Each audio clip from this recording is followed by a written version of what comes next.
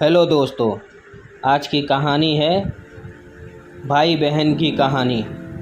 एक गांव में रामू और रीना नाम के भाई बहन रहा करते थे। जब दोनों छोटे थे तभी उनके माता पिता का देहांत हो गया था। तब से रामू और रीना अनाथ की ज़िंदगी जी रहे थे। रामू रीना का बहुत ख्याल रखता था। उनके माता पिता बहुत गरीब थे, इस कारण उनके पास घर नहीं था। रामू अपनी बहन के साथ फुटपाथ पर रहा करता था। रामू काम करके अपना और अपनी बहन का पेट भरा करता। एक दिन रामू गाड़ी साफ़ कर रहा था, तभी गाड़ी का मालिक, अरे ये कैसी गाड़ी साफ़ किया है तुमने? ऐसे गाड़ी साफ़ किया जाता है क्या?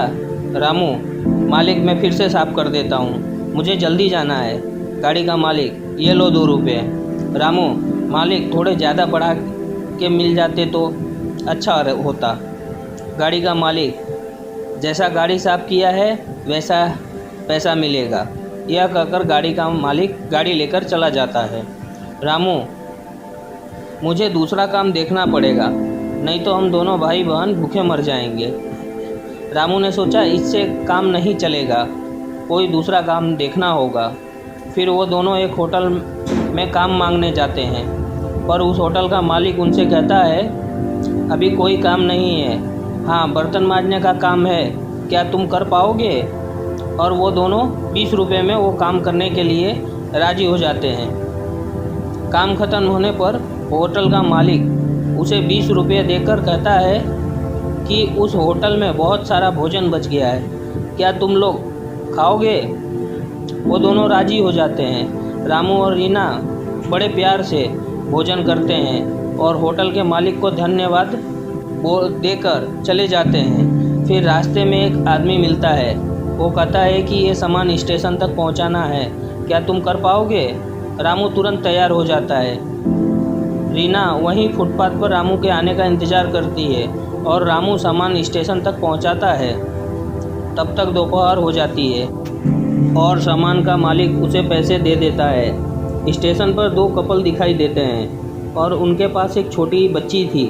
वो कुछ खाने की जिद कर रही थी। औरत बच्ची की जिद पूरा करने के लिए उसे चिप्स खरीद कर देती है और उस बच्ची के हाथ में जो रोटी थी उसे फेंक देती है। रामू, जिसे भूख लगी है भगवान उसे देता नहीं, और जिसके पास सब कुछ है उसे उसकी कद्र नहीं होती।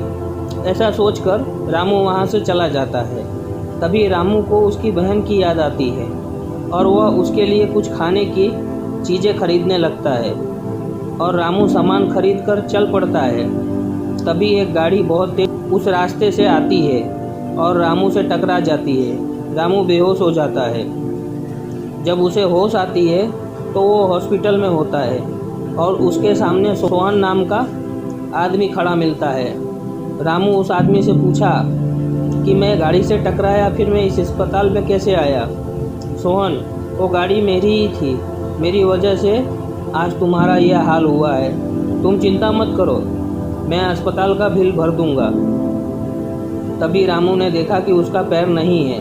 सोहन ने कहा कि अब वो बैसाखी से चल पाएगा, तो वह ज़ोर ज़ोर से रोने लगा। सोहन ने कहा कि चलो मैं तुम्हें तुम्हारे घर तक छोड़ देता हूँ। रामू ने कहा, मेरा कोई घर नहीं है साहब। सोहन, फिर तुम कहाँ रहते हो? रामू, हम तो फुटपाथ पर रहते हैं साहब। सोहन, अच्छा चलो मैं तुम्हारी बहन के पास छोड़ देता हूँ। रामू अपनी बहन के पास चला जाता है। रामू को पता था कि उसकी बहन कहाँ होगी। रामू साहब, आप मुझे मंदिर तक छोड़ दीजिए, मुझे पता है मेरी बहन मंदिर में होगी। सोहन वहाँ से चला जाता है। रीना रामू को देखकर बहुत रोने लगती है। रीना, भगवान ऐसा क्यों करता है? ऐसा कहकर रीना रोने लगती है। तभी रामू रीना से कहता है, ऐसा कुछ नहीं है, भगवान के घर देर है अंधेर नहीं है। रीना और रामू वहाँ कुछ खाना खाते हैं। रामू अपनी बहन रीना से कहता है कि अब उससे कोई काम नहीं हो पाएगा। रामू, अब हम लोग मंदिर के बाहर भीख मांगा करेंगे, उससे गुजारा हो जाएगा। रीना, ठीक है। अब रामू और रीना मंदिर में उस रोज़ से भीख मांगते थे। अब ऐसे ही बहुत दिन बीत जाते हैं। कोई उन्हें पैसे देता था तो कोई उन्हें खाने की चीज़ें दिया करता था। अब ऐसे ही उन दोनों के दिन बीत रहे थे। तभी एक दिन आलीशान गाड़ी मंदिर के सामने आकर रुकी और उसमें से औरत बाहर आई। वो मंदिर में पूजा करने के लिए चली जाती है। थोड़ी देर बाद वो औरत मंदिर से बाहर आती है। तभी उनकी नज़रें रामू और रीना पर पड़ती है। उन्हें देखकर वो अपने बैग में से रोटी निकालकर उनके सामने फेंकती है। तभी रीना गुस्से से उस औरत से कहती है, मैडम, आपको रोटी देनी है तो हाथ में दो, ऐसे फेंको मत। ऐसे फेंकने से रोटी खाने लायक नहीं रहेगी। औरत, मुझे मत सिखाओ कि मुझे क्या करना है और क्या नहीं। रीना, मैडम जी, इतना घमंड अच्छा नहीं। औरत, तू मुझे समझाएगी कि मुझे कितना घमंड है? रुक, मैं अभी बताती हूँ। तू इतनी सी होकर ऐसा कहकर वो औरत रीना को मारने लगी।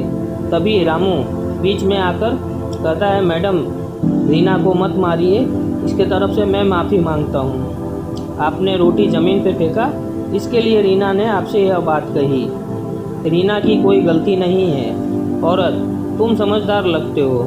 रामू, मैडम, मैं यह गाड़ी से मेरे पैर का एक्सीडेंट हुआ था और तब से मैं अपाहिज हूँ। यह सुनते ही मैडम बहुत दुखी हुई और कहने लगी, मेरे पति ने मुझे बताया था कि उनकी गाड़ी किसी बच्चे का एक्सीडेंट हो गया है। अच्छा, तो वो तुम ही हो। मुझे क्षमा कर दो, मैं तुम लोगों के ऊपर गलत व्यवहार किया। हमारी कोई औलाद नहीं है और मेरे पति को तुम्हारे पैर कट जाने का इतना गम सताया कि वह इस दुख को सहन नहीं कर पाए और इस दुनिया से चल बसे। उन्होंने तुम्हें ढूंढने की काफ़ी कोशिश की, लेकिन तुम नहीं मिले। उन्होंने मुझसे वादा लिया था कि अगर तुम कभी मिले तो उनको अपने बच्चों की तरह अपने पास ही रखना। तुम दोनों मेरे साथ मेरे घर चलो। वो दोनों उनके साथ घर जाने के लिए तैयार हो गए। अब वो दोनों उस घर में बहुत खुशी खुशी रहते हैं। वो औरत भी उन्हें अपने बच्चों की तरह पाला करती है। वो दोनों वहाँ बहुत खुश हैं। कहानी अच्छी लगी हो तो कृपया लाइक करें, चैनल को सब्सक्राइब करें और बेल आइकन को ऑल करें। धन्यवाद।